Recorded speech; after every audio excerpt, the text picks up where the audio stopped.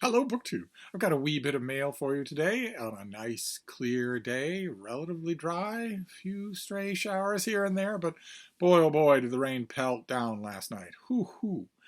I got the bean out for one last bathroom break, and then just poured all night long. It was amazing. It was amazing. It was too beautiful to switch off and go to sleep, so I just read all night long because it was so lovely. The rain just pounding against the side of the house. The bean slept like a rock. And I don't think we're going to have to deal with much in the way of precipitation for the next week, which is great since she's no big fan of it. And I certainly don't like it when it turns to slush or when it freezes to ice. So a nice clear day. No need to worry about stuff on the porch getting soaked.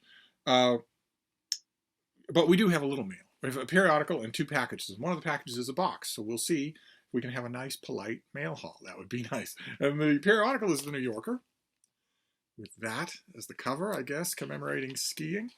Uh, and the book review that will be of interest to me is a review by Casey Sepp of Jamie Kriner's book, The Wandering Mind, which we've seen on this channel. It's a book about how medieval monks and other clerics dealt with distraction.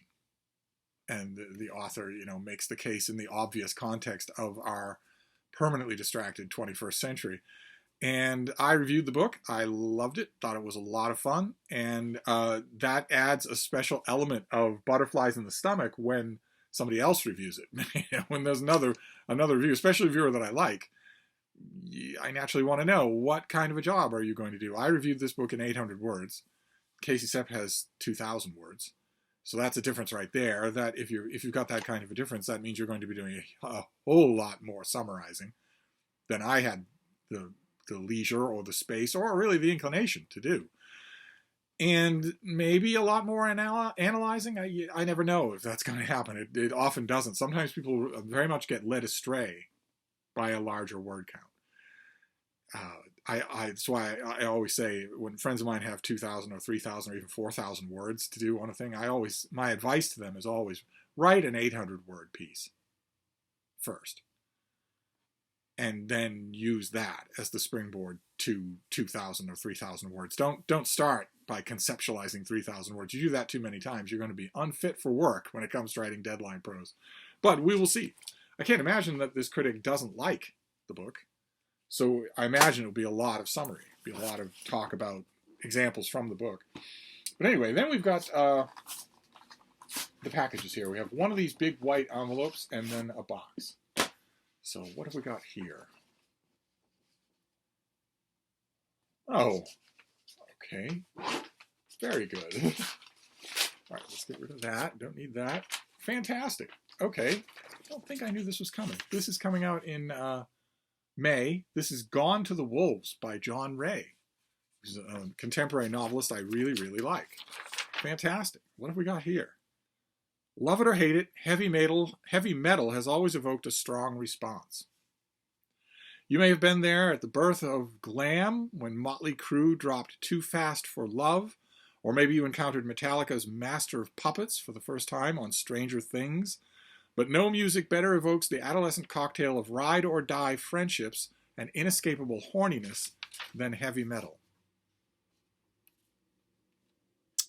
All John Philip Sousa, all the time. In his sixth novel, Gone to the Wolves, John Ray channels his own affection for this music of sex and chaos, rhythm and violence, as he delves into the lives of three metal-obsessed teenagers from coastal Florida whose intense and thorough love of increasingly darker music binds them together before the stresses of adulthood tear them apart. Okay, so this was born of Stranger Things. This is a very talented writer who binged Stranger Things over and over again and thought, I can do that, or I want to do that. Different as they are, Kip, Kira, and Leslie form a family of sorts, the world's tiniest cult, as Kira comes to call it, that proves far safer and more loving than the families they come from. They leave the Gulf Coast for the promise of LA's Sunset Strip, and Kira, now bartending at the storied Rainbow Bar, and Kip, a nascent music critic, drift into a relationship as Leslie just drifts. When their relationship falters, Kip takes Kira on a Hail Mary birthday trip to see their favorite band play in Europe. When she disappears in the middle of the show, he assumes she's left him for good. Well, one would assume that, right? There's no desperate attempt to save a relationship. A relationship is a 50-50 combine of two people. Won't work any other way. Won't work if one of those people is doing 51% of the work, much less 60, 70%. I've seen young husbands, especially young husbands, say, well, if I need to give 80%, I will. Well, that's not a relationship anymore, and that won't work. It's not sustainable. It has to be 50-50.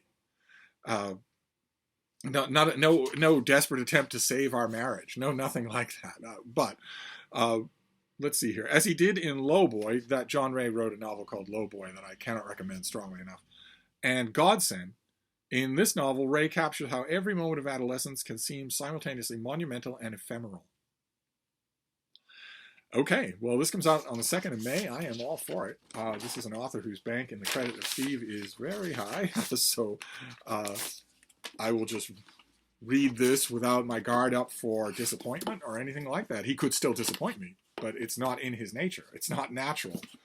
And then let's do the box, and then we'll be done. We have a box, but the box is not particularly heavy. I wouldn't be surprised if there's a paperback in here. What have we got? What have we got here? Oh, very good. Oh, it's from Tor. Fantastic. What have we got as a date on this thing? February 14th, Valentine's Day. So I'm going to read this tonight. This is Ian MacDonald, who I'm told on the cover is a grandmaster of science fiction. This is called Hopeland. This is his new book, Hopeland. Again, not that bad of a cover. These American editions, I swear. This is a brand new science fiction novel from the Locus Award-winning author of River of Gods and the Luna trilogy. When Risa Hopeland, determined to win her race to become the next electromancer of London, bumps into Eamon Brightborn, tweed-suited, otherworldly, guided by the Grace, with a capital G. In the middle of a London riot, she sets in motion a series of events which will span decades and continents. From rioting London to geothermal Iceland to the climate-struck islands of Polynesia, from birth to death to life, from tranquility to terror to joy, Rice's journey will encompass the world. But one thing will always be true. Hopeland is family, and family is dangerous. Okay, great. Okay, well, it sounds like a one-and-done standalone science fiction novel, or science fiction fantasy novel, whatever blend of the two you want. There's no mention here of this being part of a series or anything like that. If it's going to be part of a series, maybe it's the first book. But I'm all for it. I like this author. I really like the Luna trilogy, so I will... this doesn't come out for another 3 weeks, but that's close enough. That's definitely close enough, so I will do that. I won't do the John Ray tonight, but I'll do this tonight, definitely. So we have science fiction, Hopeland, and we have Gone to the Wolves, a prose love letter to heavy metal from a very talented author, plus The New Yorker. Nice, quick mail haul, 10 minutes. Nobody gets offended. No rants of any kind. Just the way I like it. So I'll wrap this up for now, but I'll be back. Thank you, BookTube.